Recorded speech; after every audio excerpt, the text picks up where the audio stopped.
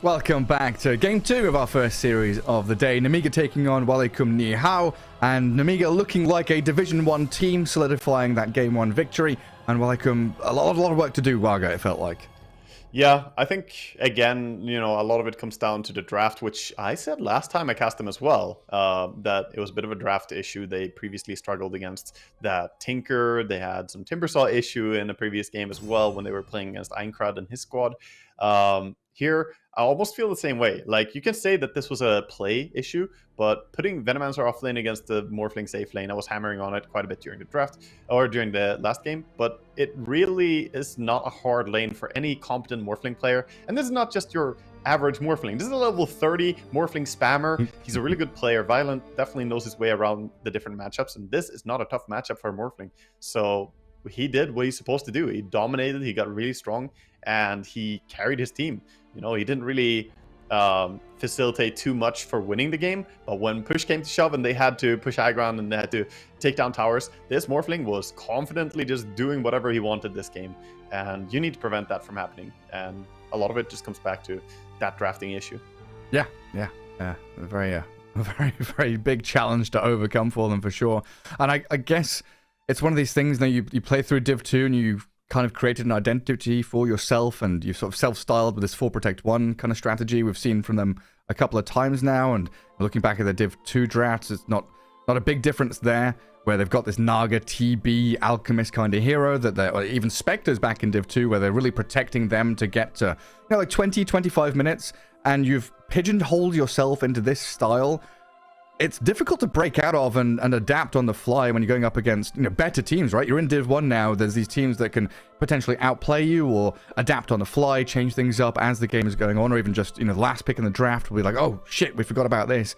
Looking at Game 1 here, all 3 of Nemiga's cores felt like they were untouchable. Yeah, they were all getting a great start, and that is tricky, when you hyper-focus on shutting down something, you might be missing something else. Maybe that's what we were seeing as well. They were like, we're going to set up TB, have a good success, and then they really didn't address enough the enemy carry. But I think, what they need here, I'm going to say it, Gareth, they need Clinks. Yes. They need Clinks, okay? Bring out the Clinks. It's a hero that both these teams have been playing. I think it could be an exciting...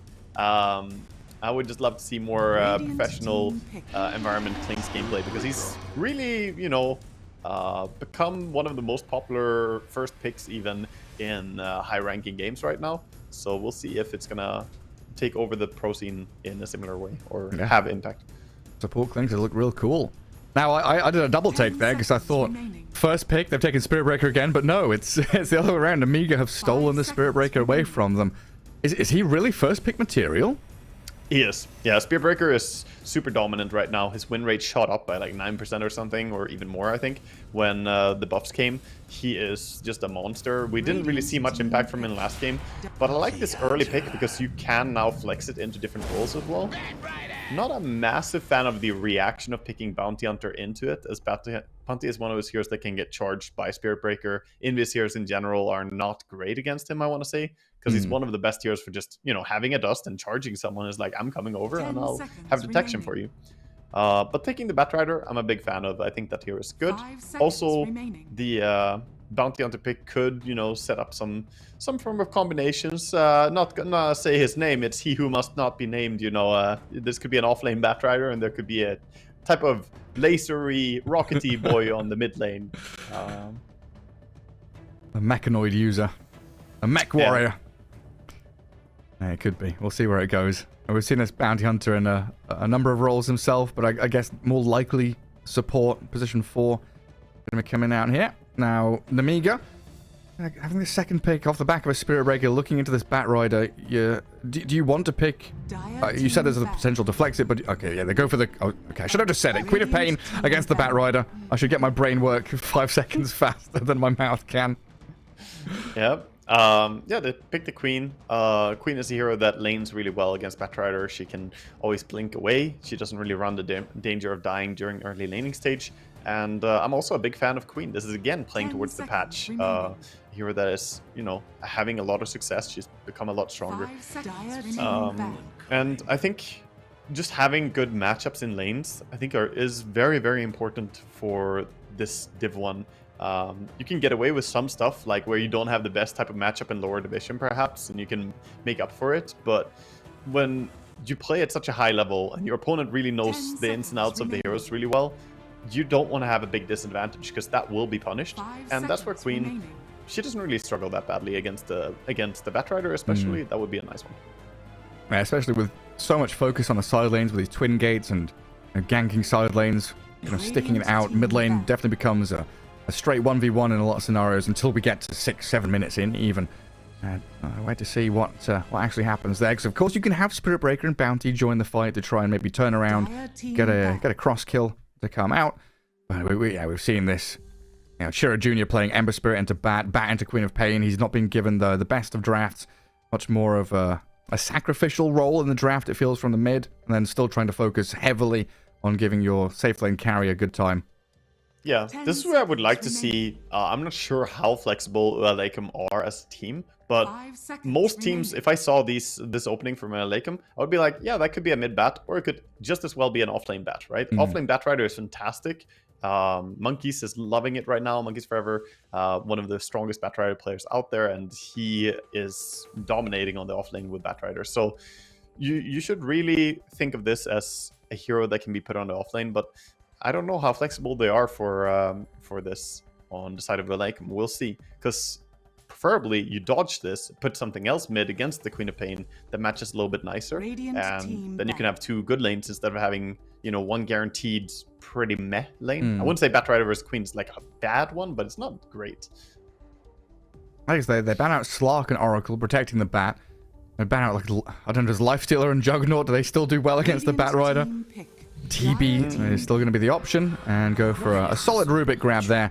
And we saw this used Rubik and Bat against the Spirit Breaker, giving him a harder time when he's charging. Yeah, they're kind of taking a little bit of a play out of Nemiga's cookbook here. But yeah, that's good. Anything that pushes your Spirit Breaker around, right, will stop it.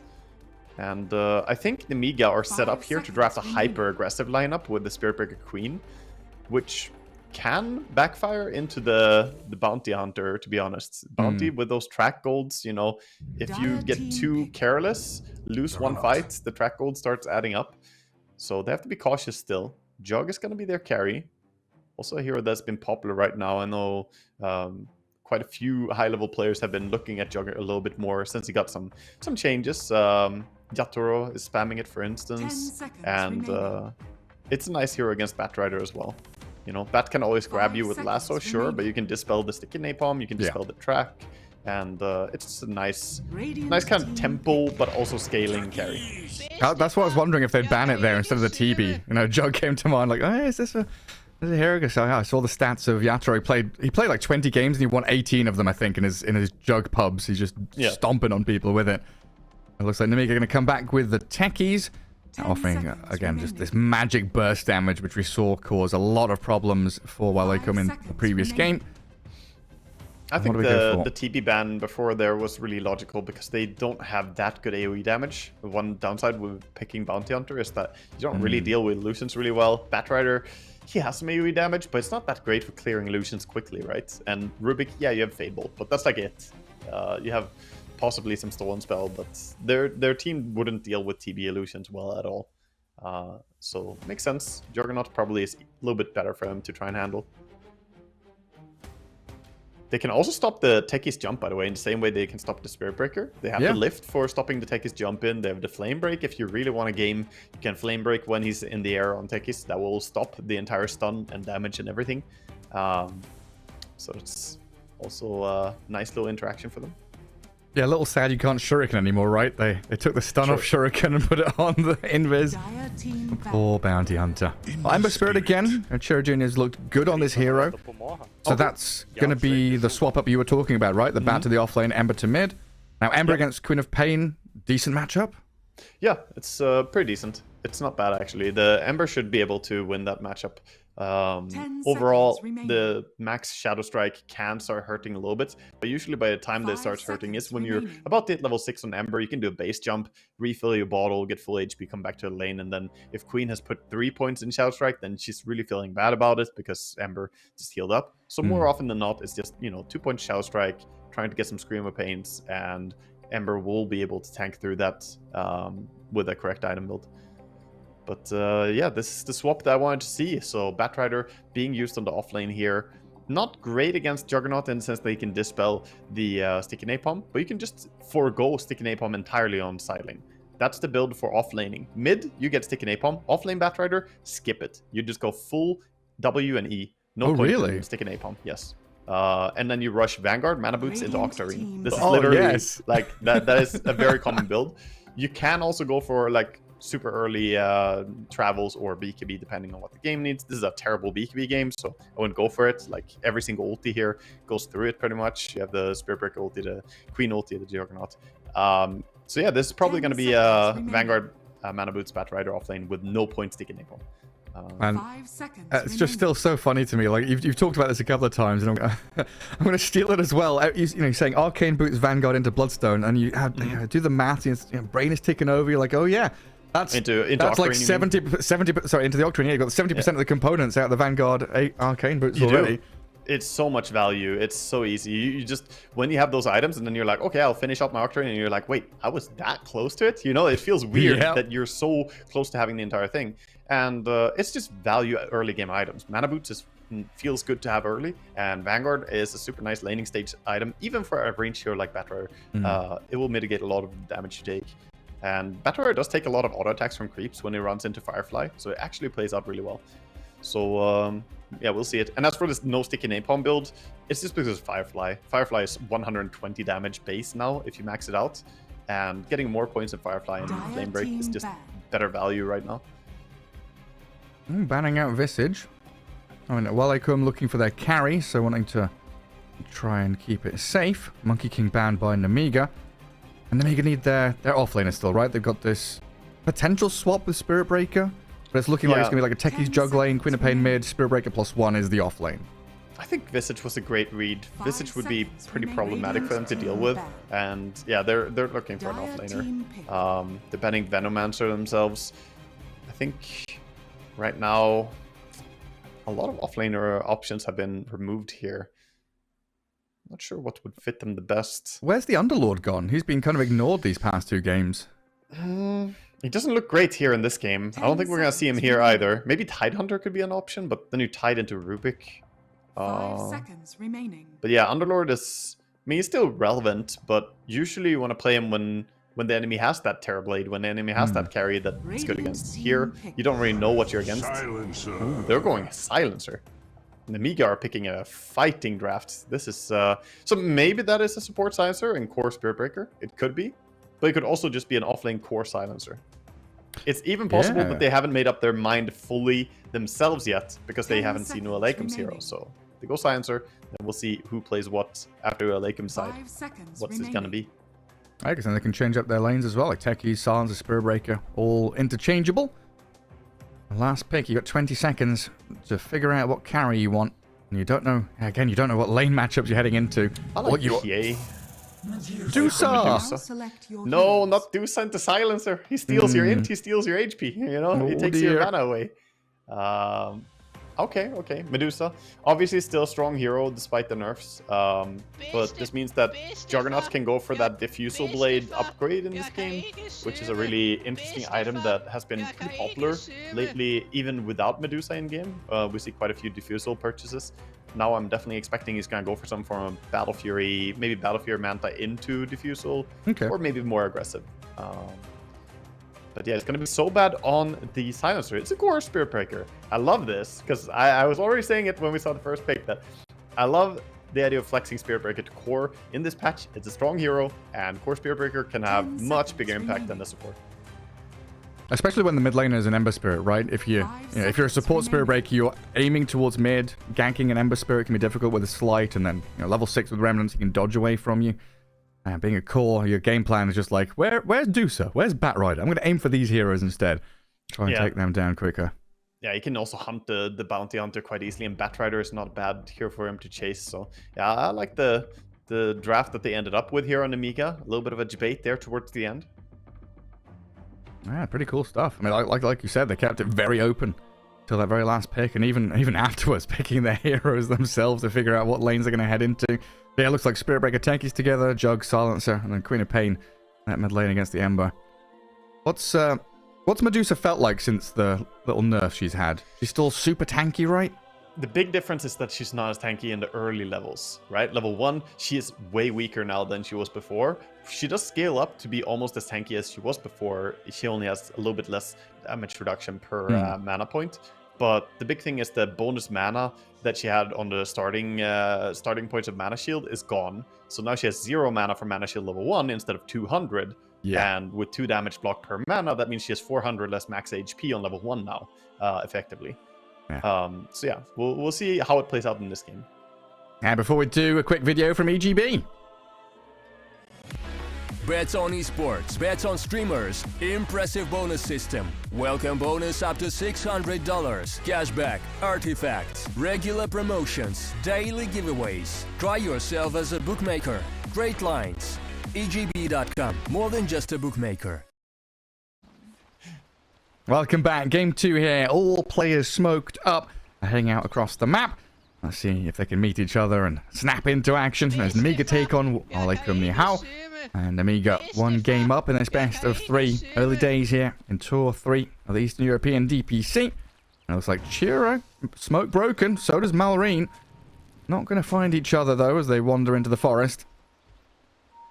I see Bagjan also hiding away. Yeah, he's going to be careful. He does have that invis, of course, can walk in, but for now sitting back. They do see Violent heading back, so full information here for UALEIKUM. With him running back, they should know everyone is here. Bounty Hunter does scout them. This could be a good fight for UALEIKUM. Yeah, bring everybody across. The 3 heroes have dipped. It's just the Spirit Breaker and Techies down here. Medusa, Rubik, well, they've got Mystic Snake, Fade Bolt, and a little stun from the Shadow Walk out of the Bounty Hunter. I don't know if they can actually get the full kill on Vazia, but they're giving it a good shot. Body blocks from Hellscream. Blood Grenade, in comes Silencer, but Spirit Breaker dies. First blood drawn, and Hellscream might be the second one. UALEIKUM going all in for this, charging forwards towards the Techies. Hellscream trying to throw the sticky bombs and slow them down, but another bash is there. Beksan with the stuns, slowing him with the Orb of Venom as well. A couple more touches are needed. Yeah, Fade Bolt still on cooldown for 10 seconds. We'll cut that short. A good start for them. That's a great start for sure. And yeah, they did chase pretty far, so they now are pretty late to go back to bottom lane. But it was just 2 supports and the carry, so they didn't invest time from the other side lane course. They even got that first blood for Ember, which will help his mid matchup quite a bit.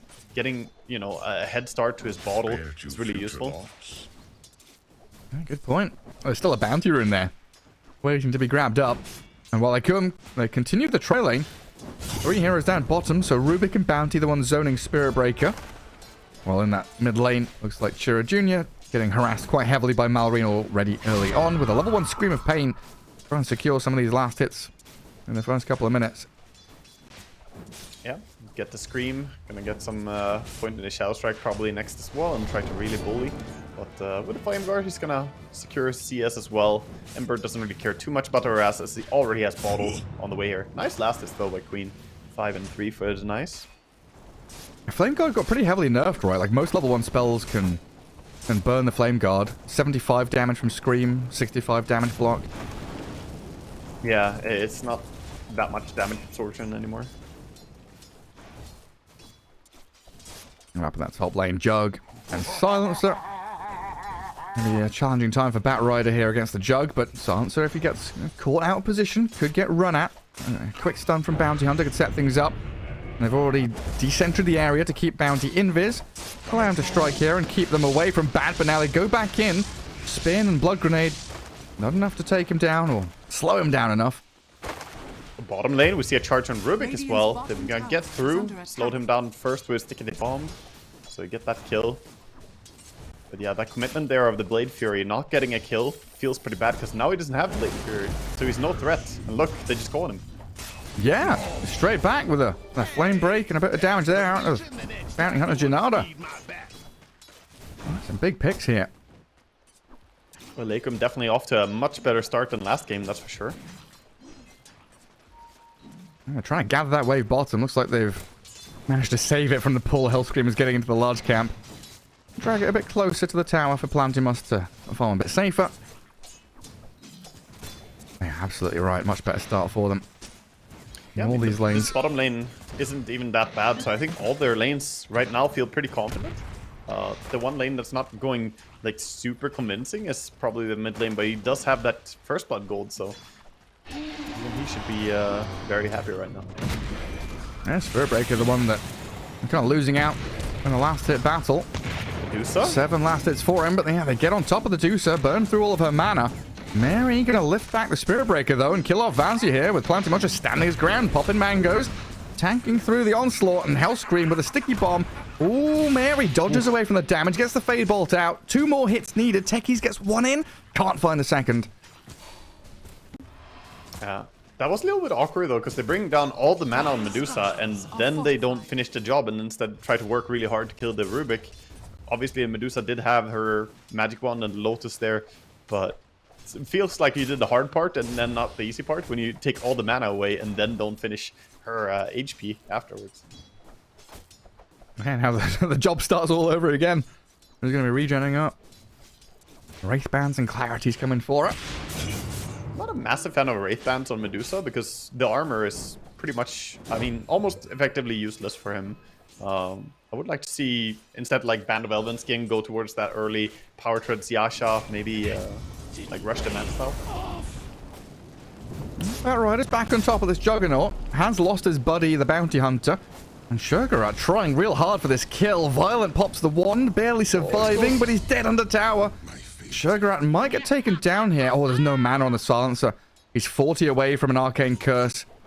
And So back, close. the Ring of Health going to be regenning back up. Yeah, Bat Rider does have to run back a little bit here. Bottom lane we see another engagement. Oh, Broke big the bounty. blast off. Yeah, Bounty Hunter's there. And Vanzia, this core Spirit Breaker, really being punished in the first 5 minutes. Yeah, he's not having a great start at all. A lot of it comes down to the way this lane started. They chased the techies away entirely. They got those kills early on there, and then they just run back to lane. And it was sort of a 3v1. They stayed bottom, tri-laned him a little bit. Meanwhile, Batrider was fine 1v2 top for a while. So they prioritized getting Palantimus that good start in this game, and it's really working out so far. Yeah, they're going to need Malrain to come in and do some heavy lifting. I mean, Vazia, he's TP'd into the mid lane to refill the bottle. Usually a job for supports. Charges down bottom. Plantimus with 7-1 charges. Not really a kill you can dive under tower to take. And then we see the odds much more close than we had in game 1. It was a good start from UALEIKUM, and they're looking to put the pressure on top again. Bringing Bounty up here. A wraparound from Mary's Rubik.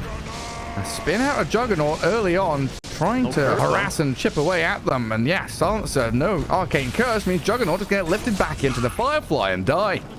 Yeah, you see him going for that Blade Fury there. He wanted to use the slow from Silencer to try and get the kill. But if you don't have the curse, no slow, that means that the Blade Fury just completely whiffs. So a lot of that came down to not having enough mana on your Silencer to take that fight. We see both teams kind of fighting for the Lotus. The Lotus are priority on this Medusa lane, since it's so nice. It will go towards Vazia though, on the Spirit Breaker. Radiant structures. With his double Wraith Band, copying the Medusa's item build. No, you. Oh, got the armor. That dive top again. Spin needed defensively from Violent. Doesn't want to go chasing the Batrider. Even bringing Hellscream's tankies up here as Rubik showed his face for a second. They know that Mary is around in the tree line. This Violent Juggernaut is being oppressed in the top lane. Dived again. Good blast off from Hellscream, but the lasso's there. Trading the Rubik out for the Jug feels good for UALEIKUM.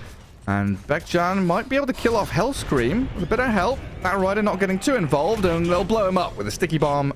And that last word of the Silencer. That was important for him, getting that double return kill.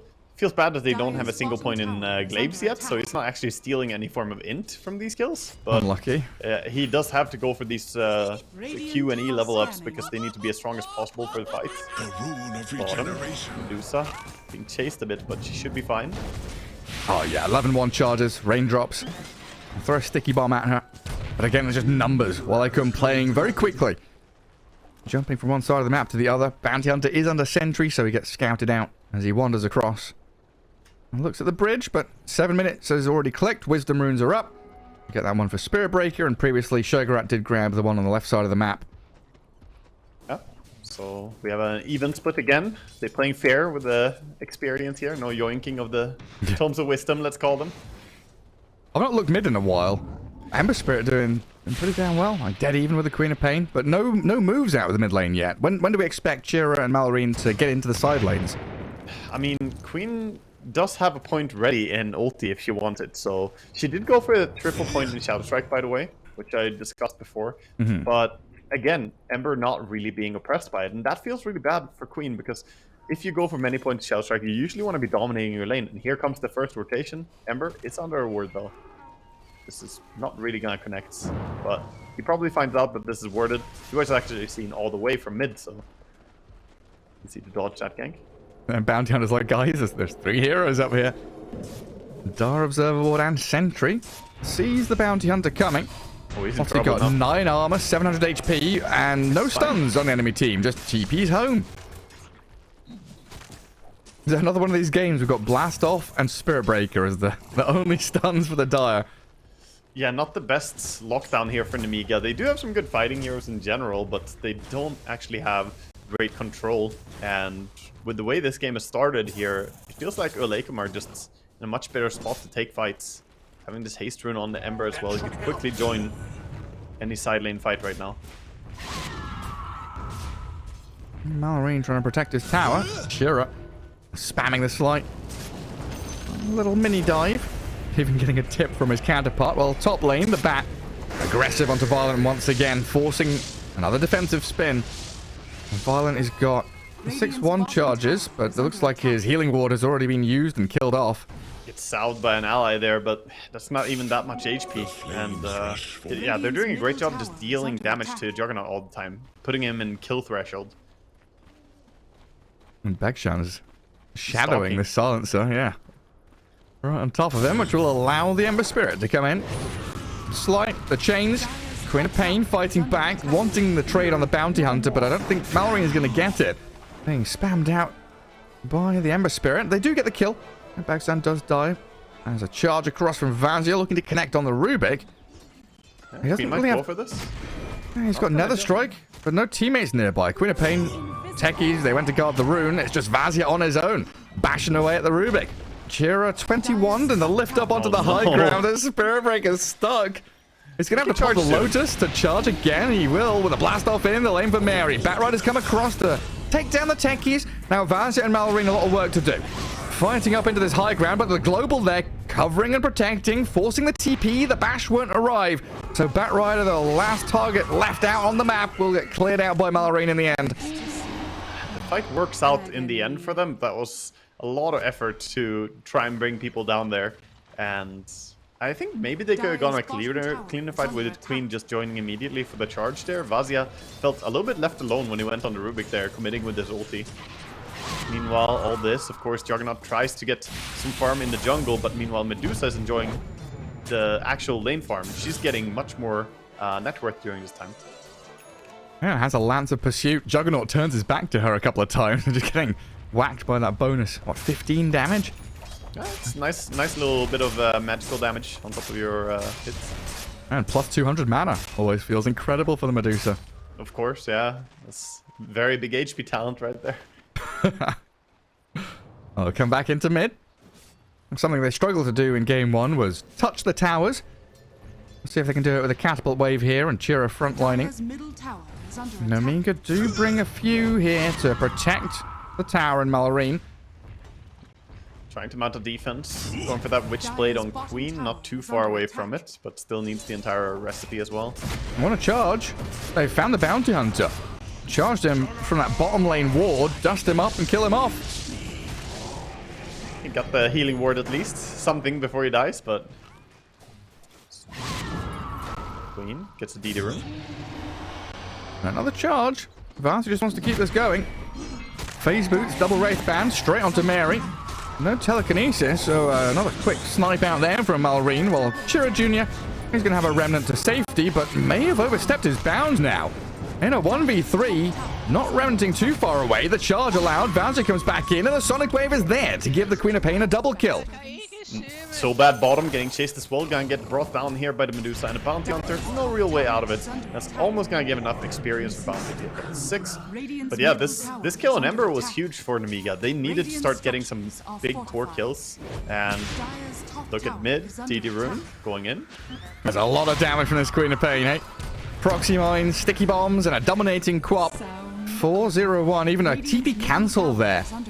Is that Batrider trying to come in? And says, nah, I'd rather not, actually. Yeah, that actually is pretty massive that he had to cancel. He goes for the kill on Spirit Breaker, though. He's going to get it as well, isn't he? Vazia. Oh, very low HP, but the blast off, and Queen of Pain reacting quickly. TPing up here to defeat the Batrider, save the Spirit Breaker. Keeping yourselves on the map with non-stop fighting. Nemiga really scrapping their way back onto the map here. Really looked like he would get the kill on Vazia there, but he gets away. He has that face boots, he even has the pig pull to try and run away as well. Mid. Pavis is up.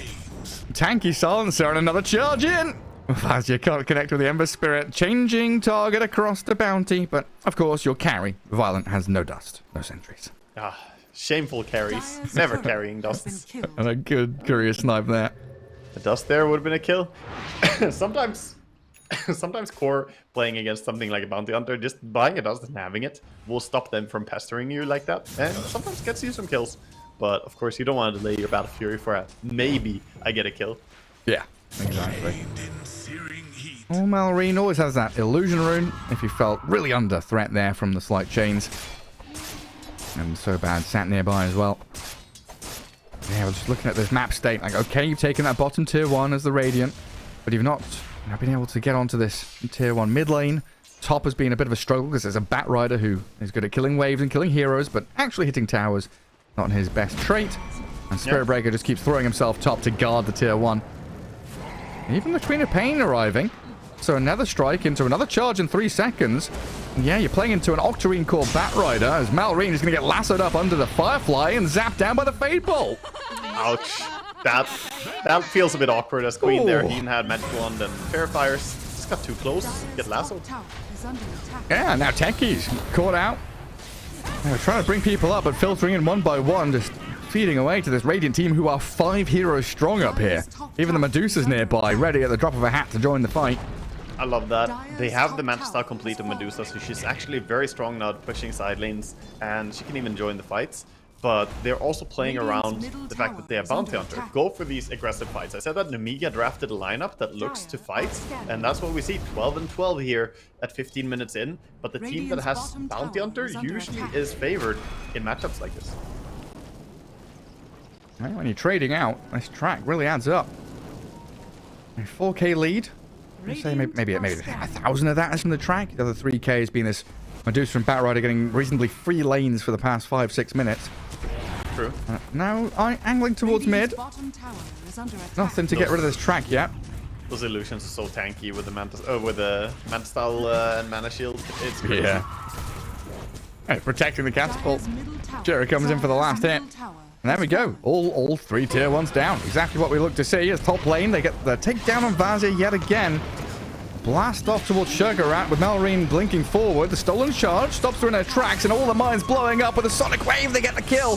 Techies will trade his life for it. But now they're looking at Malrine's Queen of Pain.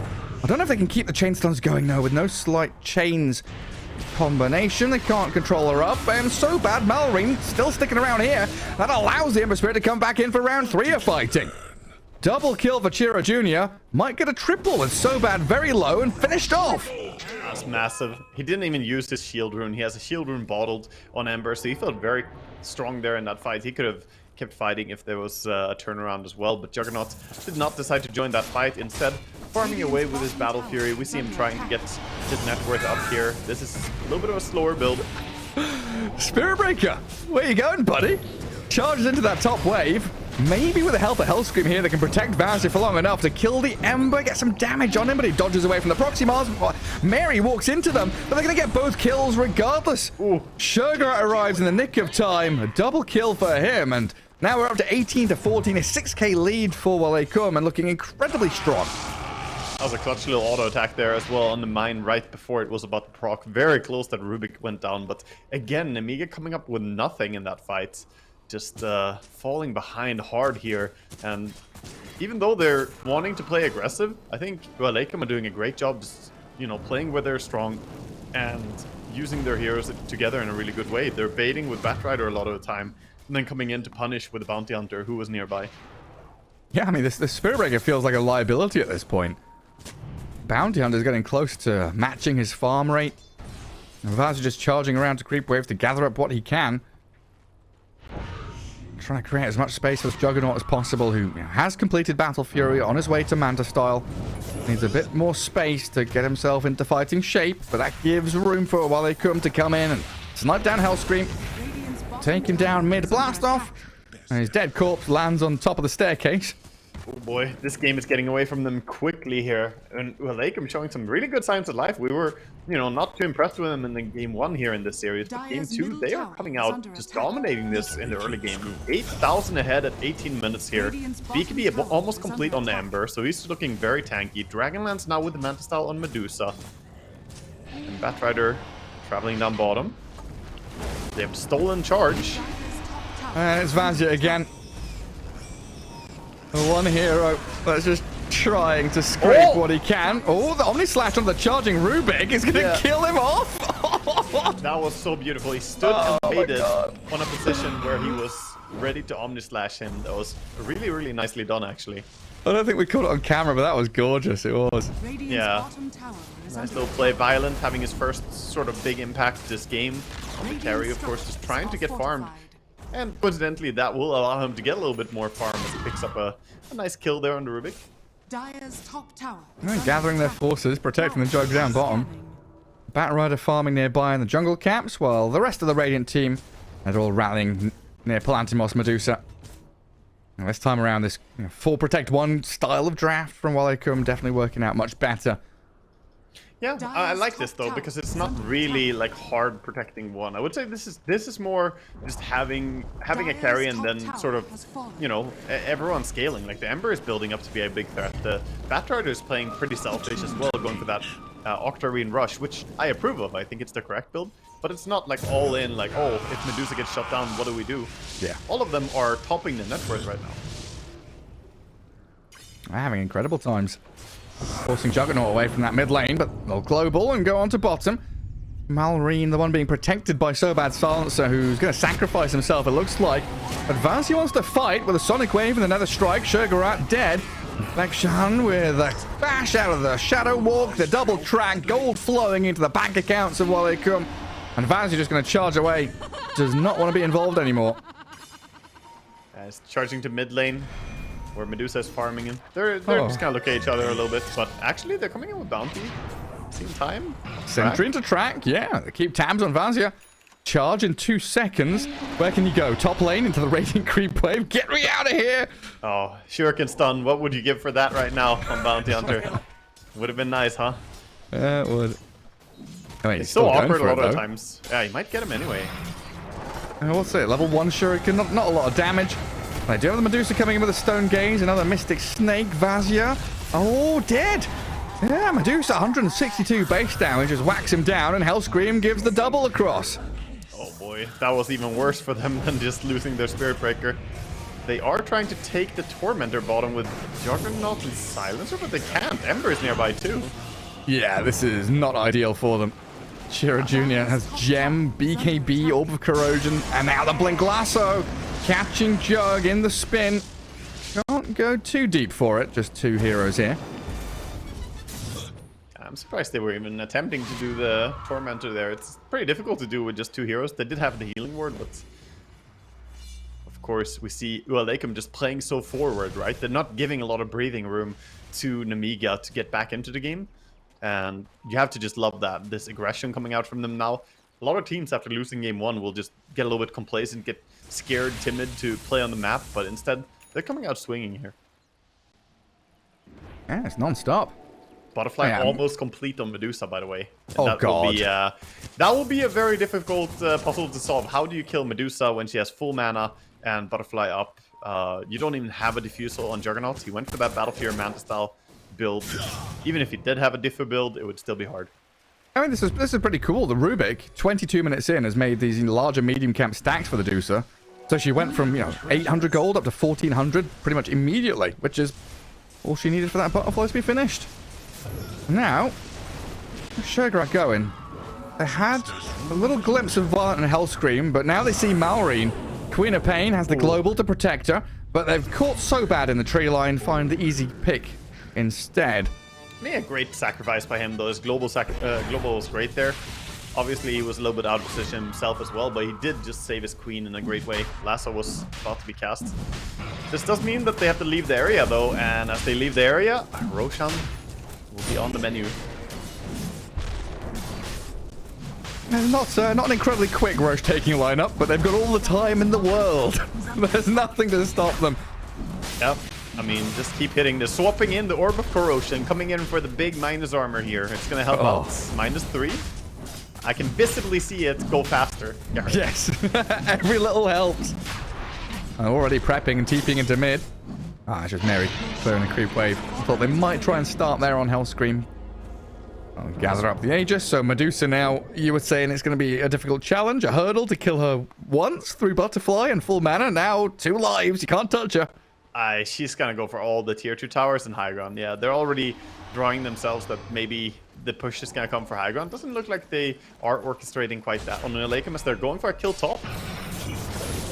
This bounty has just been an absolute nuisance. Dire's bottom tower. Getting into the back lines, scouting out enemies. A couple of mines dropped by Hellscream.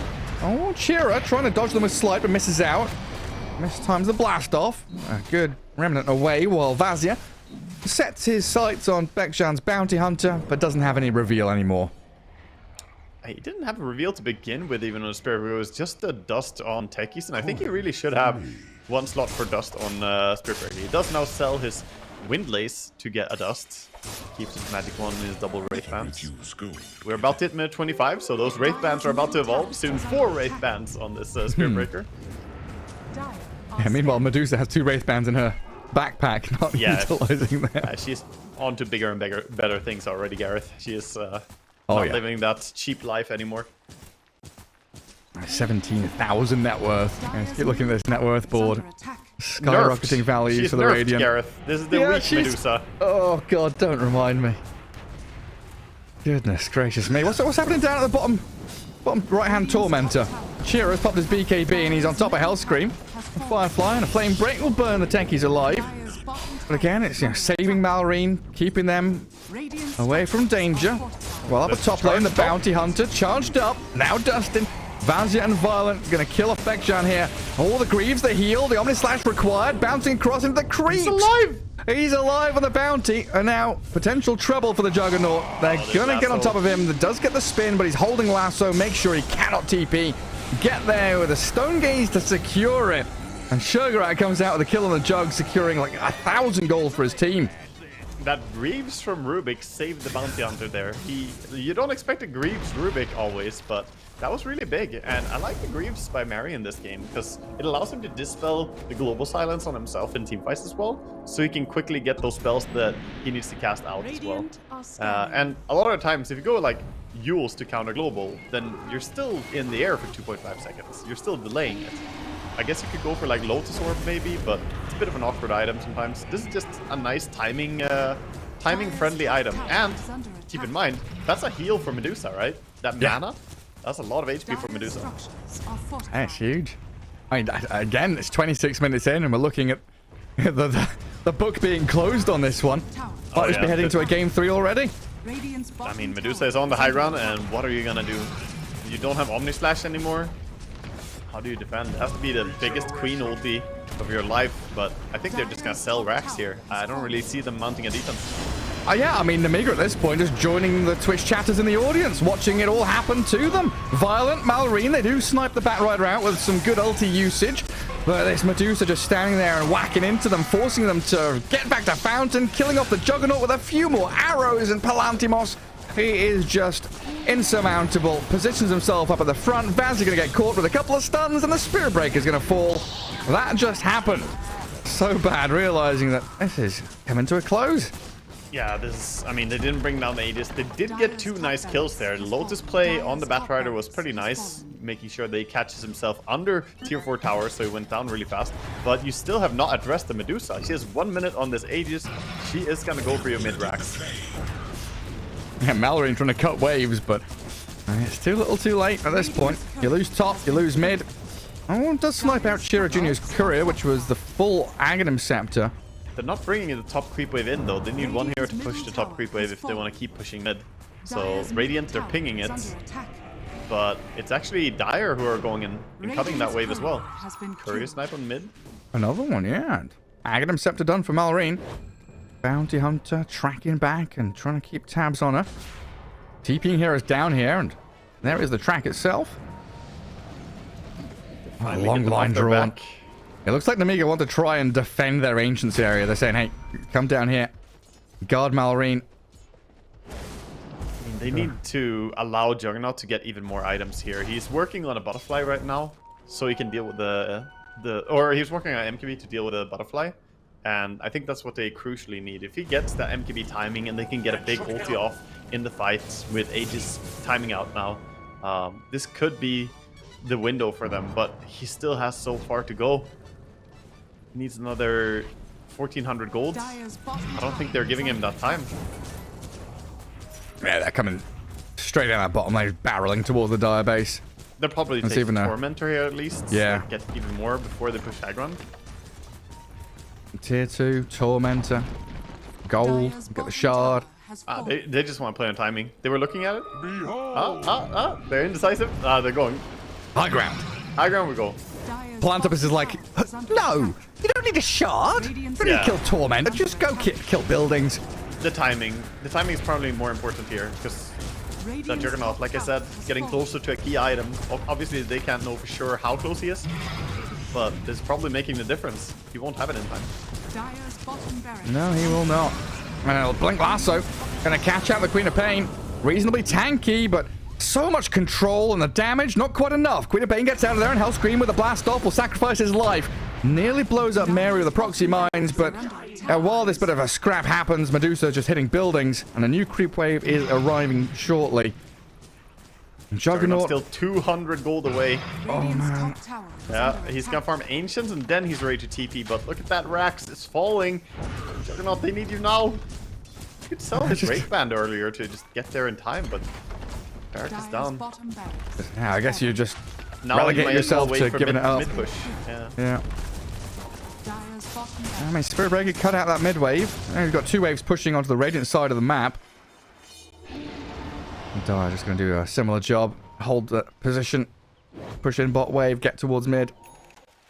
Did they not see each other there? That was crazy. Bounty Hunter like went below the trees and Queen on the left of the trees. I think they just passed each other without seeing each other. That's funny timing on that one.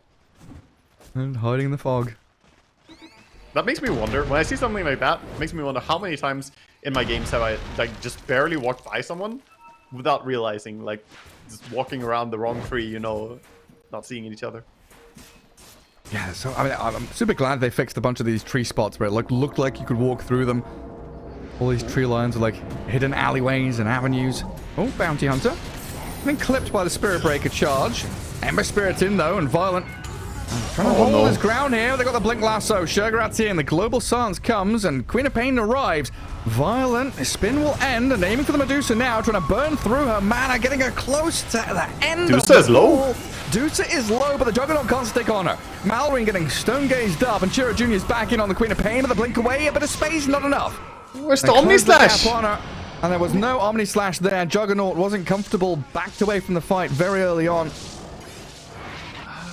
I have to feel like he could have committed there maybe. His Queen was really going for it, stressing that maybe they could have gone to Medusa. He's completely blank on mana, still chasing her. And they're going to charge. This is huge. They need to get on top of Plantimos. They bash into the Batrider. The Omni Slash Shurgarat. And now the Medusa left isolated. A big kill here for Violent to grab. The Juggernaut have finally joining the game, getting some huge kills.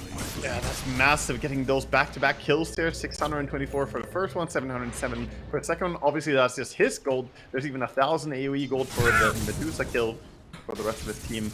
So that was a massive, massive swing. gold change. We see the post-fight recap there. Queen. Oh yeah, we were nearly at a 20k lead for UALEIKUM, now down to 13. Now, how big of a deal are these two lanes of barracks in the grand scheme of things? It is annoying to play against both bottom and top racks because it's like you would rather almost have lost mid and top or mid and bottom because it's easier to push like the two of them. But pushing bottom and top is like the job for two heroes essentially. But with these kills here, Battlefield Jug does deal with big creeps really well. To him, it doesn't really matter if it's mega creeps or not. Like swinging into Roche here. This is cheeky by Nemiga. It's scouted There though. it is. The scan. Batrider's Potential. respawning soon. Is he in time to stop this? Comeback time. And Roshan half health. Bounty Hunter gets some wards down near the twin gate. He's going to look into the pit and say, hello, Mallory. In comes the blast off. Hell Scream, very aggressive. Lotus Orbs up and the Queen of Pain moves forward. Mines placed down on the ground. Trying to guard this Roche pit. He's nearly dead. The Sonic Wave, the kill, the grab. Aegis for the Juggernaut. Shogun low. Medusa's in onto Hellscream though with a slow out of the Skadi. Good damage out of her and the Rubik, and they're going to take the two supports at the very least. So bad and Hellscream are dead. Malorine tucked away in that bottom right-hand corner while the Juggernaut goes to work on the Ember Spirit. Another move in though. A charge on the Medusa. Violent has no Omni Slash for 5 seconds. Oh, they're going to have to disengage, get back to the high ground, use the staircase and the terrain to your advantage. The Shadow Strike is going to hurt. They have it on everyone. The Action Queen is doing work now. A healing ward's down on the charge. Ember Spirit out of mana. He's got BKB, but the Omni Slash, the bouncing around. Palantimos out of mana herself. Medusa, can they focus her down? The Juggernaut's lassoed up. First life going to be popped. He's holding cheese though, as Vanzia is finished off by the Ember in the end and Malorine dies. They're surrounded by so many Radiant heroes. Juggernaut trying to gather up what he can. Kills the Bat on his way out, but a stun from the Bounty and the Ember Spirit clears the map for a team wipe. Oh boy. That was so close. The fact that they got both the Aegis and Cheese there. Very close to Batrider stealing at first, but clutch pickups there. Even so though, this mobility from the Ember is very hard to bring down. We saw a lack of control for him. They don't really have the items to deal with him. No Hex to shut him down, no Orchid or anything. And he was having a very free fight. Chera Jr. was dominating that entire engagement. And of course, the Medusa. She is just such a force to be reckoned with, right? She was just standing her ground. But even so, even at losing that fight, look at that Queen. 9,500 damage. Same damage output as the Medusa did in that team fight. Yeah, it's no joke. If that was like a little cleaner from Nemiga, you could easily see it going the other way. Really scrambling to make sure Jug got the Aegis, got the Roshan kill. The Hellscream was... Oh. Yeah, good point. 30 seconds without him. Holding. Not the easiest high ground push when you don't have full mana on Medusa here. He's a bit concerned pushing into that. If Juggernaut respawn, could have been a dangerous fight. Just going back to farming. There's Wisdom Runes and Tormentors. Yeah, there are a lot of objectives to play. Even though we just saw Roshan being taken, there's so much to take on the map. And did Dire buy a gem? Not yet. No, I don't think so. They have a gem, actually. Did they buy that? Or was it the Radiant who picked it up earlier? I'm not sure. Yeah, they have it on the ground, so can't really check the ownership of it. Yeah. I'm not too sure. For now, it looks like they would use this gem to deward, but right now they're just stuck in base. Like, they need to find a way to get out on the map a little bit, and then the gem would be useful. But right now, look at the way UALEIKUM are playing. They're using the Bounty Hunter here to reveal any potential smokes. He's going to sit here and track them when they go for the deward. So this is risky. They know they could be grabbed by Batrider. Ember straight in. Malorine going to be protected with a Lotus Orb. But they guard their high ground vision there, so Radiant keep control of the area. While Vanzia speeding across the map, going to bash into the creep wave mid. And keep himself hidden under the Shadow Blade. Yeah, they actually managed to get it the bottom Tormentor. So they get Silence's Shard. Pretty useless, I would say. Absolutely pretty terrible on support Silencer without any right-click build. This is a full caster Silencer, so... he will take 2 more extra int away from enemies at least, and he could proc silence on his auto attacks, but... Yeah. And if he gets near a kill, he'll double his permanent int stolen. Yeah, he has 4 int stolen. 4, yeah. In a game with this many kills. It's been sad times. That's Charge something. in. Disarm onto the Medusa. Lasso's there, though. They've found the Juggernaut, trying to target him. Violent, incredibly tanky, though. Now, though, with a big damage, forcing the Omni Slash. Beksan, the target, but he jumps across to Mary. The Rubik's dead, but Shiro Jr.'s back in. Jug has to mantle away from the chains, but now Medusa, all of those mana just dissipating as they surround her. Palantimos nearly dying and will fall. Nemiga mounted the defense of their mid lane, and Shiro Jr. one stun will come in. No, they have nothing, no blast off, nothing. Oh, they're charging after him as well, or chasing after him? He's got no mana. No one's got any mana. It's all been burnt down and used up. So Sugar just blinks away. Yeah, and now finally can use that gem as well. Sobat is out on the map. That was a fantastic defense there. Can't believe they held that. They didn't even use the cheese on the Juggernaut during all that. Healed up instead with the Omni Slash that he got out. He was really close to getting bursted. Got the Omni out. Has the Blade Dance Lifesteal talent, so steals from the crits really effectively. Huge. Oh, now we're looking at Medusa with no buyback for 40 seconds. A lot of map space here for Nemiga. They're not going to go, high ground and get barracks or anything, but this is a game that's turned pretty quickly from 20k lead now, from, down to 13 for the last fight, down to 7 now from this most recent one. Tier 4 neutral items are coming. Yeah, they're really working their way back into this game, and I like the way that they're not stressing to go high ground here or get crazy with it. Just take control of the map. They still have dewarding to do as well. They haven't checked the cliff that they were trying to deward before all this started, but there's actually a Radiant Ward there would be great to get rid of. But look at all the lanes. They pushed top lane in, mid lane is pushed, and bottom lane they're pushing all the way in. I can't believe that they're working their way back. Only a 5,000 lead now. Yeah. That doesn't seem that difficult to play against when they were winning fights when they were like 18,000 gold behind.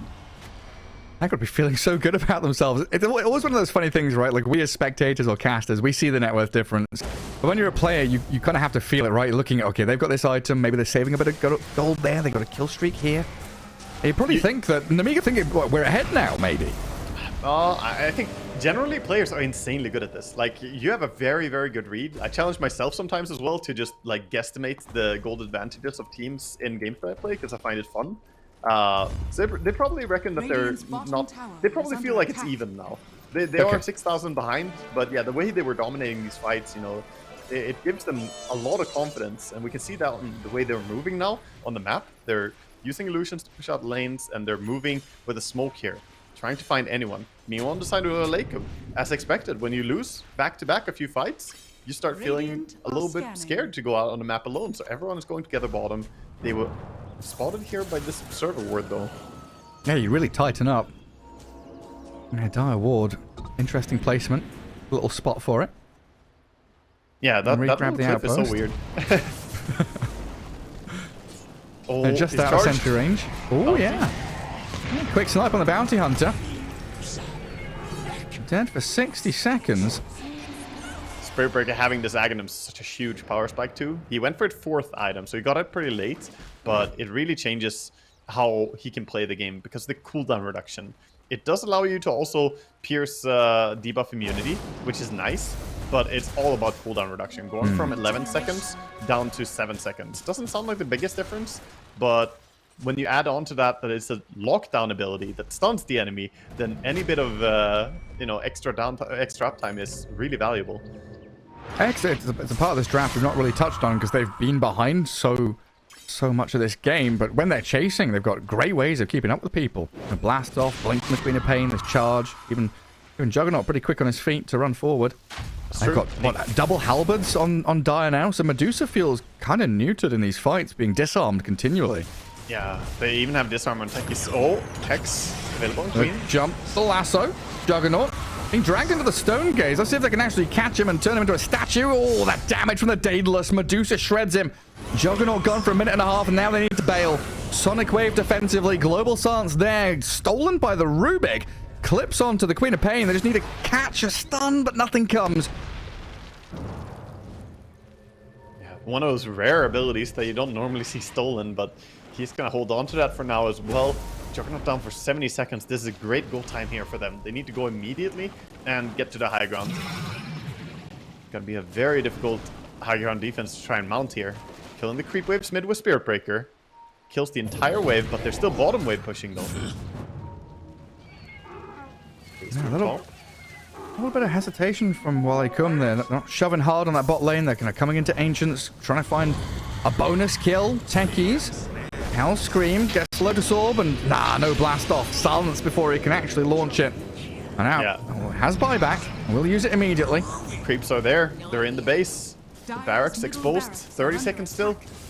There's no way you stop this. Medusa is definitely gonna get megas, but the game is not automatically over just because of megas in this game. They're so farmed. You still have to close out the game, even if you get megas here. Just need to wait for Juggernaut to respawn. Don't give away any more kills.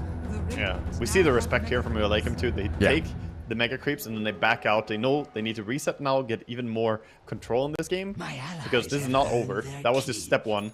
It does give them a great advantage though. Man, it's so funny watching Spirit Breaker just insta-clear creep waves with one charge. Oh yeah. I mean, that's before he's even 25 as well. They increase the bash damage and increase the charge speed as well. Roshan is back up. Oh, they want to fight. They have a charge on Batrider. Everyone is coming down here. Oh, it's a little bit early though. The charge could be big. He doesn't have backup for it. And now they've got no more vision down here. They are smoked up as 4. Oh, that's risky picking those lotuses. You can see it in Fog War, if they're taken or not. A ping in the staircase. High ground vision. And Bounty Hunter with the track. The Queen of Pain just blinks in. They go aggressively with the global coverage. Malrine, half HP immediately. Where's the Juggernaut? He's trying to come into this fight, but Malrine just dead. No, blinks away. Actually survives. A global... Oh, they don't get the kill on Ember Spirit, and Omni Slash is wasted. No, it's just a Swift Slash, sorry. Malrine does die. Has buy. Will come back into the fight. Well, Juggernaut, violent. He's looking for a target. So he had this Aghanim Scepter for the Swift Slash on the Ember Spirit. Nearly had the takedown on him. Risky stuff. Though, with Shivas. Now blast off. Hellscream misses. He's going to have to throw some bombs and mines at the Medusa. In comes the charge, aiming for the Batrider. Oh, Sugarat low, violent, slices him down. Still has Omni Slash to play with and sees the Medusa. Palantimos, the one target up with his high ground charged across as well. The Medusa being focused down. They've got the control. They just need a bit more damage. Juggernaut lassoed up though. They've taken him out of the fight for a few seconds, but Malrine opens up and gets the kill. No Medusa for a minute and a half. Another Swift Slash from Violent. Their base. And UALEIKUM lose 3 heroes. Core's all dead. Roshan standing. Base is in disarray. Tier 4s are crumbling. Bounty Hunter kills the Silencer but loses his life for it. Oh my god. Wild ride. Spirit Breaker's in time to defend as well. He's holding, but the tier 4 tower did go down. 3,000 HP on the throne. But a fantastic fight again. That Omni Slash was the Roshan! Wait, what's happening here? Oh god! Well, he's going. He's going to his winter home. It's dark now. Off to top we go. I've never seen someone get bashed like 5 times in a row by the push like that. Usually It was a like violent experience. Violent was along for the ride. Oh, he's queued up Rapier next as well. I love it. May as well. You're against Mega Creeps. No reason to play timid. Just go straight for it. Defending base with the Spirit Breaker and the Queen. And that's a free... Oh, is it Aghanim? Yeah, it's... Aghanims from Roche is available as well now. Who's he going to pass it to? Blessing. Wait, he ate it? No, no, he has it on the ground. He left it on the ground mid. I think maybe Queen takes it and buys a different item. Because he has Aghanims as well. Where is it? It's on the mid. It's on the mid ramp.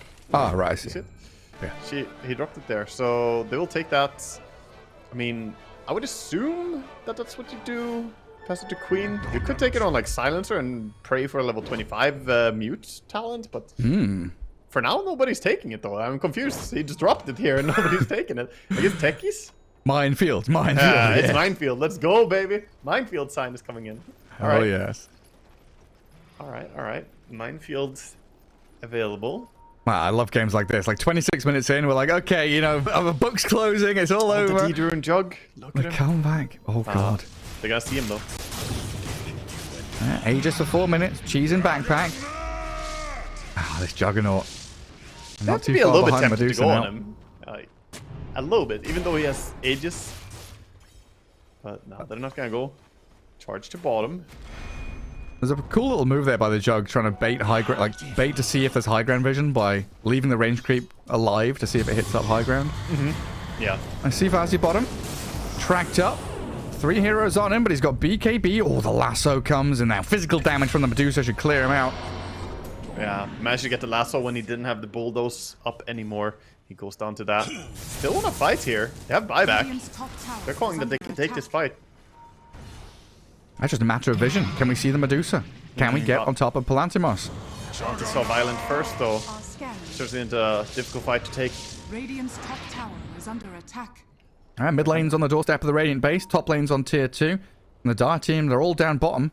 Yeah, Mega Crypt will fix it, though. It will very quickly push it back. And with 1 hero dead, you definitely want to push and get some advantage here still. At least maybe steal Tormentor. Pushing high ground is scary because there's still Aegis on Juggernaut. So you don't have to stress here if you're Radiant. But at the same time, with 1 hero dead, you want to get something, right? So Tormentor, probably the right play.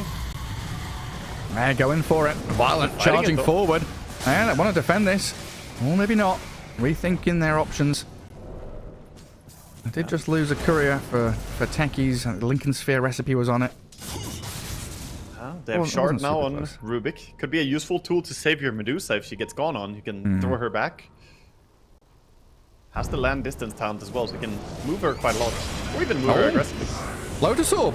It turns around the lasso. The Batrider's gone in deep for this. Has to BKB and try and get out of here. Ooh, the Force Staff and the help of the Rubik saves his life. While Violent straight up. Omni Slash into the Medusa and her illusions. Sorry, the Swift Slash. yeah. Not the Omni Slash. Going for the small one. Now the big one. Plantimos in serious trouble. trouble. He's going to die. Trying to get to the Ancient Creeps in time. The Glimmer Cape buys a bit of time. Invis Plantimos. The Medusa getting spun there. down and cleared out. The Juggernaut should have an easy time getting on top of this Medusa yet again with Hellscream to help out. But Plantimos charged and killed. She's down and out. Now Ember Spirit remnanting away from this absolutely disgusting amount of damage that Violent is offering. You know what's crazy about that? Queen was just pushing top during that, and then TP base to deal with creeps. She was literally on mega creep duty, and you still lost that fight. So one of the, +1, +2s was not even involved there. And that has to be really worrisome here. Yeah, you have buyback on Medusa, but this is just signs of what's to come. This Juggernaut is way too strong right now for Medusa to stand up against. Yeah, for like the first time this game, Nemiga have the net worth lead, 50 minutes in, it They're ahead. doesn't matter that much. How much you're ahead, but they are ahead. How much do you pay for mega creep? Is it, are you ahead? Are you not ahead? That's a good Not sure what the question. term is here. Violent, goes in deep. Has Aegis still, but dragged deep. back towards the fountain. This is too deep for you. Oh, pops the Manta Star, but now he's out of spins, out of Mantas, and out of life. First life of the Jug gone. Now Shadow control-wise, Fight. what they've got the, stun out of the Invis at the Bounty Hunter, aiming for the Queen of Pain, and Violent push back towards Fountain. The stolen Sonic Wave from Mary, making sure it comes to an end. Oh boy, Ember, he smells blood and water. He's going for more. No Meme Juggernaut. game. Shira Jr., yep. No, chains on cooldown still. That was a little bit of a 3-2-2 Swift Slash forward there. Swift slashing into a tier 4 towers, getting lassoed, and then pulled into the fountain. And then telekinesis back in as well. A little bit hyper aggressive using that Swift Slash, but big timing missed for them. And of course now that buyback is not gonna get away without being forced. I'm surprised it doesn't insta buyback even, because then you get your cooldown earlier available, and there's no way they're not gonna force it. At least that's what I feel in my mind. 50 seconds, the entire team is here, Mega Creep pushing in. There's a lot to ask for your team to defend this without you having to use your buyback. Yeah, you need to re-emerge. Oh, well, they come. There's I the feel like this is our minefield. time. Oh. Stand still. They're in the main. Don't move, Palantimos. Blast off on the bat. Charge in. Malrine, Vazia, kill Sugarat. And now with the spyback Juggernaut on his slashing, getting on top of the Medusa and the Bounty Hunter, spreading the damage, and Palantimos out of mana. Charge from Vazia. Sonic Wave will cancel it. Stops him in his tracks, but the Nether Strike connects. Palantimos, he's going to die again. They push too far, and while they come, they lose 3 heroes, make it 4 with the Rubik being charged up. Glimmer Cape buys a remnant of time, but Malrine and Vazia, they're here. They've got it done. I think they've done it. Surely this is it. Base This time, defended. 3 heroes, 3 heroes without buyback. Beautiful defense again there. The Omni Slashers connecting onto the Medusa. They need to spam more like the Lotus Orbs on the Medusa. They have 2 Lotus Orbs and somehow he still... They actually have 3. They have 3 Lotus Orbs and somehow he finds the Omni Slash onto the Medusa. I don't know how that happened, but he just destroys her. There's absolutely nothing that saves her at that point. And this push is coming down mid. It's coming down hard. They do get buyback from Bounty Hunter now at least. The Bounty Rune, I believe, secured it there. Batrider has his now as well because of it. But you're going to lose your mid lane. Oh, Rubik will have his buyback too, actually. It's timing down here. He's got it now. Yeah, so he does. And Shiro Jr. trying to spam them out of this mid lane. Tier 2s are still up, so they're going for Throne. Oh, God, you're right. Yeah, they're just all in on this. 30 seconds for Medusa. At this point, might just be forced to use buyback. They're going in. Shiro Jr. Swift Slash. Bit of damage there from Violent and Malreen's Queen of Pain. The Remnant back to base, though, gives him safety. And the Rubik, the one to buy back, so they hold on to the Medusa's one.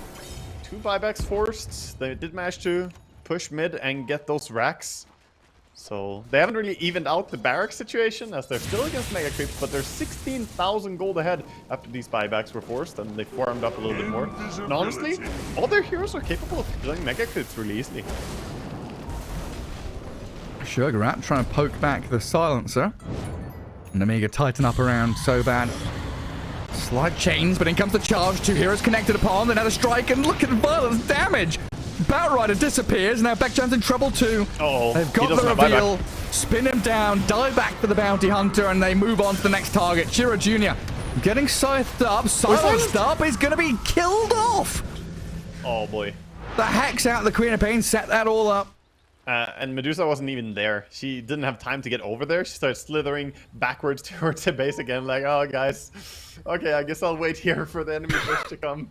Medusa not really known for great mobility, and after you get rid of those boots as well, you know, it doesn't really help the problem. I mean, really, I can imagine Medusa just going, guys. Guys. Yeah, guys. Guys.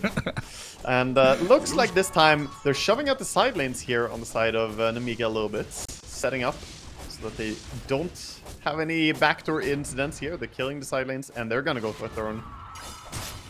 They do not want tier 2 towers. Vazzy was scouting Roche just to see if the big man's back up. Clear out that bot wave at the same time. Into Fountain again, you know, this Fountain is the strongest player on the field. Red is right now. And Medusa, Ember Spirit, no slouches when it comes to defending these tier 4s. They got the bottom tier 2. So with the 1 buyback, they're now switching to pushing racks instead. It's like, okay, just a prank, not going for your Throne. JK. Violent. Lincoln's placed on him. Very difficult to hold this though against the... They've got 2, right? Yeah, Techies and Spirit Breaker have them to place on the Jug when he's pushing high grounds. Yeah, these Lincoln Spheres. Very nice. Very nice to spam on your teammates. Just put some Lincolns. Gone are the days where Queen had the free Lincolns on level 25 talent as well. Oh yeah, that was good. It was like 12 seconds spell block. Look at that graph, man. Look at the turnaround that we've seen in this game. Absolutely absurd. This is such a big lead. When the team that's now behind has Mega Creeps. Like you were saying, like 30k lead for Megas. This smoke. This is a very decisive moment here. Will they stay in the game? Will they lose? Is he Queen? Can they get the jump? The BKB from Malreen. Make sure she survives, and Roshan can continually be pummeled by Violent, but they're turning to look to fight. Sugarat scouted. Malreen's in with a scythe and a sonic wave. They've killed the Bat, who buys back immediately with the Ember Spirit. He's nearly dead. There's Omni Slash cleaving through the Bounty Hunter. Ember has the Remnant away from the Roche Pit, and in the meantime, the Medusa, she's standing her ground near this Lotus Pool, forcing away the Queen of Pain. Well, Roshan is available again to Nemiga. The big ticket objective. Spirit Breaker is taking it though. He's defending. And they're still poking at this Roche Pit. Planting on Sugarat. They're in with the BKB. Lotus Orb and Lincoln's in onto Violent. What and there's is the lasso happening? bounced back. I don't know. They're disarmed and controlled. Roshan's about to die in ages for the Queen of Pain. Queen of Pain turns onto this Medusa. She's alone inside the Roche Pit. Mana pool completely dissipates. And Nemiga, they're standing, whacking into that big boss target who will die. They've done it, I think. My God, they've done it. This surely has to be it, Gareth. This has to be it. Ember Spirit dead with no buyback. Oh my god. Did you see the Batrider lasso of the Lotus Juggernaut who has Aghanim's, so he lassoed the Batrider Yes! back and the Ember, Medusa. was it? I can't remember. Yeah, the It's the double Medusa. Lotus. The Medusa, yeah. Oh man, that's so good. But the couriers, look, they're doing the courier defense strats. They're gonna pull the creep waves. Oh, that's so sick. This is actually a play. Okay, so you see Go! all the couriers coming out? They're gonna try and pull creep waves here.